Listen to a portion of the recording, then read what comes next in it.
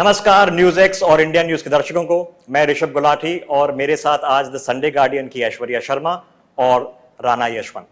आज इस विशेष और विशिष्ट कार्यक्रम में हम गर्व से स्वागत करना चाहते हैं एक दिग्गज राष्ट्र सेवक और वर्तमान अमृतकाल के भारत के प्रधानमंत्री आदरणीय श्री नरेंद्र मोदी जी को। प्रधानमंत्री जी, आपने चुनाव प्रचार में इतना समय निकाला हमारे लिए, आपके सभी दर्शकों को मेरी तरफ से प्रणाम। प्रधानमंत्री जी, पहला सवाल मन में आता है कि लगता है कि विपक्ष के नेताओं का सबसे बड़ा मुद्दा ही नरेंद्र मोदी है। आपकी सोच में वो नरेंद्र मोदी की चर्चा इतनी क्यों करते हैं? नरेंद्र मोदी की चर्चा क्यों करते हैं, उसके लिए उनको समझना पड़ेगा। और उनको समझते हैं तो 2004 से 2014 का कार्यकाल देख लीजिए। एक विपक्ष के नाते भी जो पूरी तरह विफल रहे हैं, कोई कंस्ट्रक्टिव रोल अदा नहीं कर पाए। उन्होंने गहन चर्चा करके देश के सामने गंभीर मुद्दे उठा नहीं पाए। उनको लगा कि हुड़दंग करो, अखबारों में जगह ले लो तो गाड़ी चल जाएगी। इस चुनाव में भी मैं देख रहा हूं कि वो सिर्फ मीडिया स्पेस एक्वायर करने के लिए रोज नए नए प्रयास कर रहे हैं, चाहे वीडियो निकालते हो या कुछ ऊटपटांग बयान करते हो या किसी के साथ कुछ नॉर्मली नहीं करते ऐसा व्यवहार करते हैं। तो ये सारी चीजें वो मीडिया में स्पेस एक्वायर करने के लिए कर रहे हैं। अब मोदी को गाली एक ऐसी चीज है कि उसमें बाकी कुछ हो या ना हो, पब्लिसिटी की गारंटी है। कोई छोटा सा भी नेता अगर मोदी को गाली देगा तो आधे घंटे एक घंटे के लिए तो टीवी में उसको जगह मिल जाएगी। तो हो सकता है कि मोदी उनके लिए सीढ़ी का काम करता हो। प्रधानमंत्री जी, इंडी अलायंस संपत्ति रीडिस्ट्रीब्यूशन की बात कर रही है। आपको क्या लगता है ये मुमकिन है, और जो ये देश के जो मतदाता हैं ऐसी प्लान से प्रभावित होंगे? इसको टुकड़ों में नहीं देखना चाहिए, उनकी पूरी थॉट प्रोसेस के साथ जोड़ करके देखना चाहिए। जब उनका मैनिफेस्टो आया तब मैंने कहा था कि मैनिफेस्टो पूरी तरह मुस्लिम लीग की छाप है उस पर। डॉक्टर मनमोहन सिंह जी का बयान था और जिस मीटिंग में मैं मौजूद था उसमें उन्होंने कहा था कि भारत की संपत्ति पर पहला अधिकार मुसलमानों का है। अब जब मैंने ये कहा तो मीडिया वाले, उनकी जो इकोसिस्टम है, उसने तूफान खड़ा कर दिया कि मोदी तो गलत बोल रहे हैं। तो मैंने 2 दिन के बाद मनमोहन सिंह जी की प्रेस कॉन्फ्रेंस ला करके रख दी, तो फिर वो बोलते बंद हो गए। तो ये एक घटना। अब उनके मैनिफेस्टो में कहा गया है कि अब ठेके में भी आरक्षण होगा, कॉन्ट्रैक्ट सिस्टम में। मतलब कहीं ब्रिज बन रहा है तो ब्रिज किस आधार पर आज दिया जाता है? जो कंपनी लेना चाहती है उसमें रिसोर्सफुल है कि नहीं, एक्सपीरियंस है कि नहीं, कैपेबिलिटी है कि नहीं है, वे इस काम को समय पर करने की उनकी क्षमता है कि नहीं है। इन सब को देख करके उसको टेंडर मिलता है, तब जाके वो। अब कहते हैं उसमें भी हम माइनॉरिटी को आरक्षण देंगे, मुसलमान को आरक्षण देंगे। ये सारी घटनाओं को एक साथ जोड़ करके देखें तो जब ये कहते हैं हम इनहेरिटेंस टैक्स लगाएंगे, मतलब जो भी संपत्ति लेगी तो संपत्ति पर अधिकार किसका होगा? जो मनमोहन सिंह जी कहा था उनका होगा। अगर ये सीधा सीधा पूरा कैनवास पर रखो तो इसका लॉजिक यही निकलता है। ये देश कैसे स्वीकार करेगा? दूसरा, क्या दुनिया के किसी डेवलपिंग कंट्री ने इस प्रकार का पागलपन किया है क्या? आज तो भारत को मेहनत करके अपनी समस्याओं से बाहर निकलने की जरूरत है। हमने कोशिश करके 25 करोड़ नागरिकों को गरीबी से बाहर लाए हैं। हमें ये कोशिश करनी चाहिए। पहले जहां सैकड़ों स्टार्टअप्स थे, आज 1.25 लाख से ज्यादा स्टार्टअप्स हैं, यूनिकॉर्न्स हैं। आपको समाज में ताकत बढ़े उस दिशा में जाना चाहिए और वही एक सही परिणाम है। प्रधानमंत्री जी, अयोध्या में राम मंदिर बना, रामलला की प्राण प्रतिष्ठा हुई, देश में शांति और सौहार्द का माहौल रहा। इसी दौरान इकबाल अंसारी आते हैं और चूंकि वो अदालती लड़ाई लड़ते रहे, महत्वपूर्ण व्यक्ति भी हैं, और उनके हाथ में प्ले कार्ड होता है मोदी का परिवार। ये जो तस्वीरें होती हैं, घटनाएं होती हैं, इस बात का संकेत देती हैं कि आपकी जो इंक्लूसिव पॉलिसी है उसके साथ माइनॉरिटीज अपने आप को जोड़ रही है, या तुष्टीकरण की उधर की जो नीति है उससे अपने आप को दूर कर रही है। राम मंदिर, इकबाल अंसारी का उल्लेख किया तो मैं एक एपिसोड आपके सामने रखता हूं। देश आजाद होने के बाद तुरंत राम मंदिर बनना चाहिए था। इतने सालों तक नहीं बना क्योंकि उनको लगता था कि अगर राम मंदिर बनेगा तो उनकी वोट बैंक पर तकलीफ हो जाएगी। अदालत में आखिरी तक उसको रोकने के लिए भरपूर प्रयास हुआ और ये फैक्ट है कि कांग्रेस ने ही इसमें रुकावटें डाली जी। उसके बावजूद भी राम मंदिर का जब कोर्ट का जजमेंट आ गया, सुप्रीम कोर्ट ने एक ट्रस्ट बनाया। वो ट्रस्ट के लोग बाकी पुरानी सारी बातें भूल करके कांग्रेस के लोगों को इनविटेशन देने गए। उन्होंने इस इनविटेशन को ठुकरा दिया। वे लोग इकबाल अंसारी पास के गए इनविटेशन देने के लिए। और मजा ये है कि जो जीवन भर बाबरी मस्जिद का केस लड़ा था, वो इकबाल अंसारी सुप्रीम कोर्ट के वर्डिक्ट का सम्मान करते हुए शिलान्यास में भी आए और उद्घाटन में भी आए। तो इकबाल अंसारी की जहां तक बात करते हैं इस संदर्भ में, अगर आप इसमें से सेकुलरिज्म की चर्चा करना चाहते हैं तो मेरा गंभीर आरोप है कि बहुत ही सोची समझी चाल के तहत गत 75 साल से देश में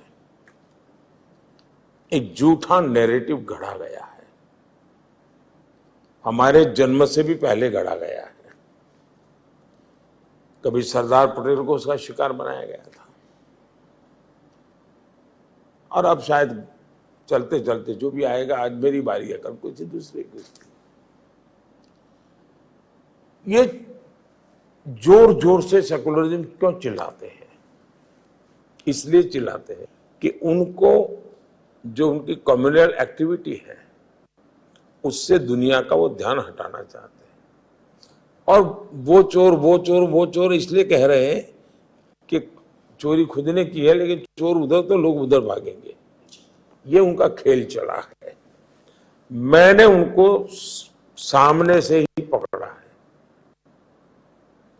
कि आप ही कम्युनल हो। भारत का संविधान आपको सांप्रदायिक तौर तरीके के लिए अनुमति नहीं देता है। और मैंने ऐसे सैकड़ों उदाहरण निकाले हैं। और जैसा मैंने अभी थोड़ी देर पहले कहा, उन्होंने मुसलमानों को संपत्ति का कहा था, तो मैं उनको पूरी तरह एक्सपोज कर रहा हूं। लेकिन उनके जो नैरेटिव बनाने वाले हैं, वे उनकी बात को छुपा देते हैं और मेरे मुंह से मुसलमान शब्द निकला तो वो बोले कम्युनल। मैं उन कम्युनल पॉलिटिकल पार्टीज के लिए बोल रहा हूं जिन्होंने सेकुलरिज्म का नकाब पहन करके गौर सांप्रदायिकता की है, गौर सांप्रदायिकता की है। और इन लोगों में 3 चीजें कॉमन नजर आती मुझे। एक, ये गौर सांप्रदायिक है, ये लोग गौर जातिवादी हैं, ये लोग गौर परिवारवादी हैं। ये 3 चीजें इतनी भरी पड़ी है इनके अंदर, तो इसमें से बाहर नहीं निकल सकते। प्रधानमंत्री जी, आपने भी आंकड़ा बताया कि अब 25 करोड़ देशवासी गरीबी की रेखा से ऊपर उठ चुके हैं। इसके दौरान जो 80 करोड़ लोगों को अन्न जा रहा है, इसकी जरूरत अभी भी पड़ रही है, आगे भी पड़ेगी। आपका क्या ऐलान है आगे जाने का? मनमोहन सिंह जी जब प्रधानमंत्री थे और टीवी खबरों में आता रहता था कि कहीं अनाज भीग रहा है, कहीं अनाज सड़ रहा है, तो सुप्रीम कोर्ट ने भारत सरकार को कहा कि आप ये अनाज गरीबों को बांटते क्यों नहीं हो? तो मनमोहन सिंह जी ने उस समय के प्रधानमंत्री ने ऑन रिकॉर्ड कहा है कि हम ये बांट नहीं सकते हैं, हम ये हमारे लिए असंभव इतना सारा करना। खैर उनकी सोच का परिणाम मेरे सामने था। मैंने कोरोना के समय देखा, मेरा पहला काम है गरीब के घर का चूल्हा जलते रहना चाहिए, तो मैंने इस बात को शुरू किया। मैंने नेक्स्ट 5 ईयर के लिए भी कहा, इसलिए कि जो गरीबी से बाहर निकलता है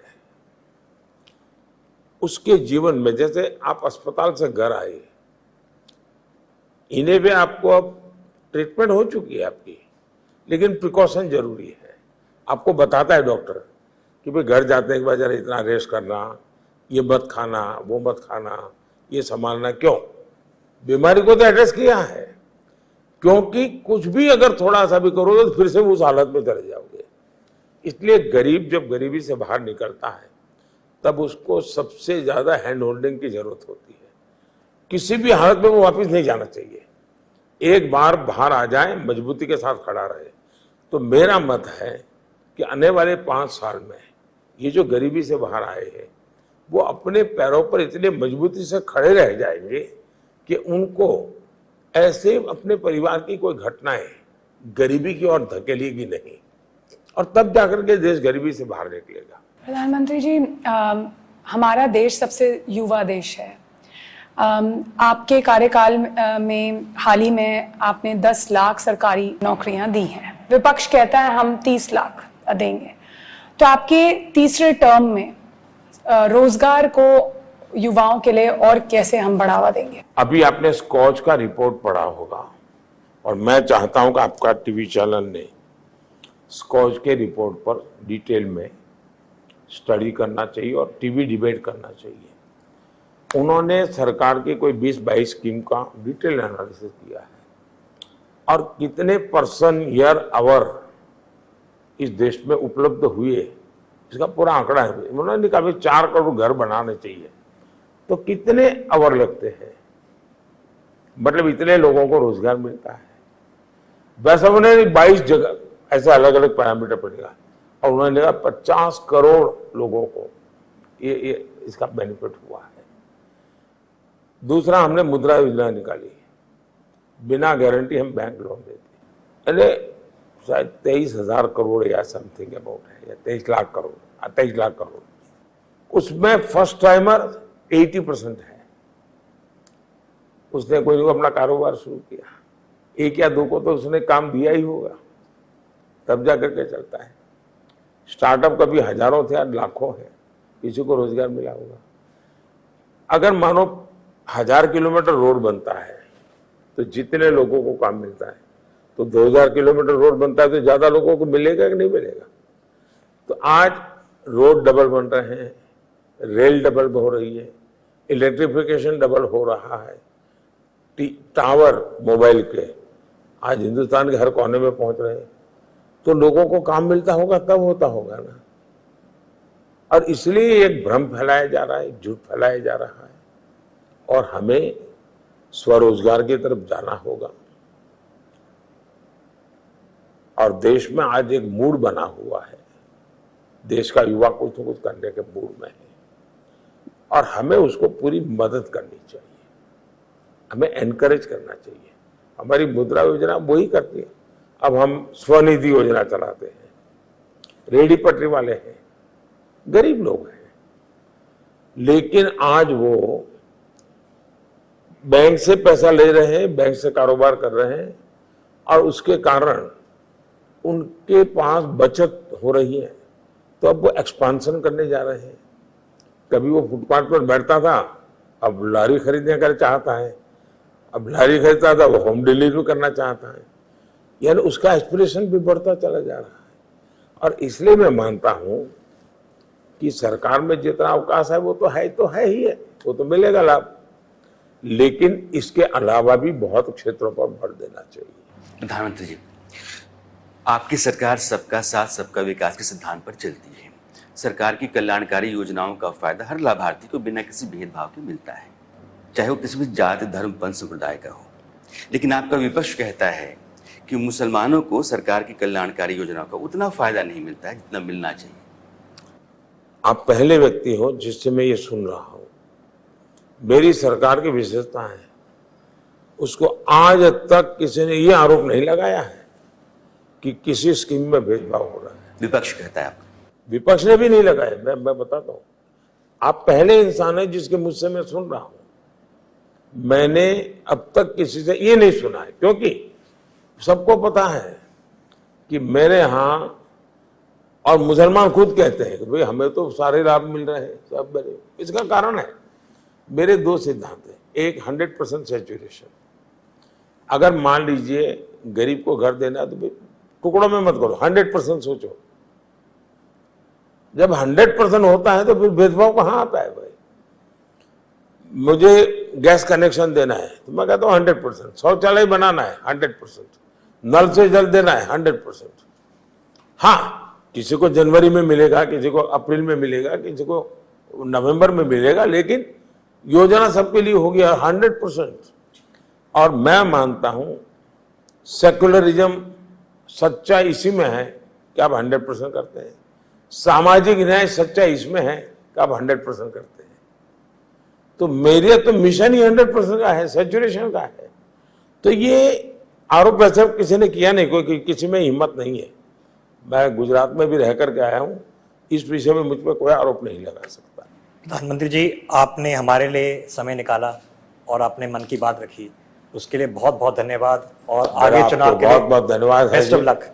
मैं इतनी दौड़ धूप के बीच में भी नहीं सर, आप लगातार भागते रहते हैं। अब ये तो आपके वश की बात है कि सुबह से लेकर रात हम लोग देखते रहते हैं। आज आपकी रैली सुबह 8 बजे हुई है, इतनी शानदार। सुबह आज मैं गया 6 बजे जगन्नाथपुरी दर्शन करने के लिए। सर, ये जो रोड शोज होते हैं, आया हूँ, तिरुवनंतपुरम में हो, काशी में हो, पुरी में हो, ये जो जन सैलाब होता है, ये दीवानगी की हद से आगे जा करके आपको पसंद करता है। आप देखते तो होंगे तस्वीरें, तो अंदर अनुभव भी करते होंगे। ऐसा है कि मैं अनुभव ये करता हूं कि मेरी जिम्मेवारी बढ़ रही है। और दूसरा मैं देख रहा हूं कि चुनाव की ओनरशिप जनता जनार्दन ने ले ली है। हम पॉलिटिकल पार्टियां चुनाव नहीं लड़ रहे हैं, जनता ने ओनरशिप ले ली है इस चुनाव की, और नतीजे भी जनता की इच्छा से ही आने वाले हैं। थैंक यू भैया, बहुत बहुत धन्यवाद। बहुत बहुत धन्यवाद।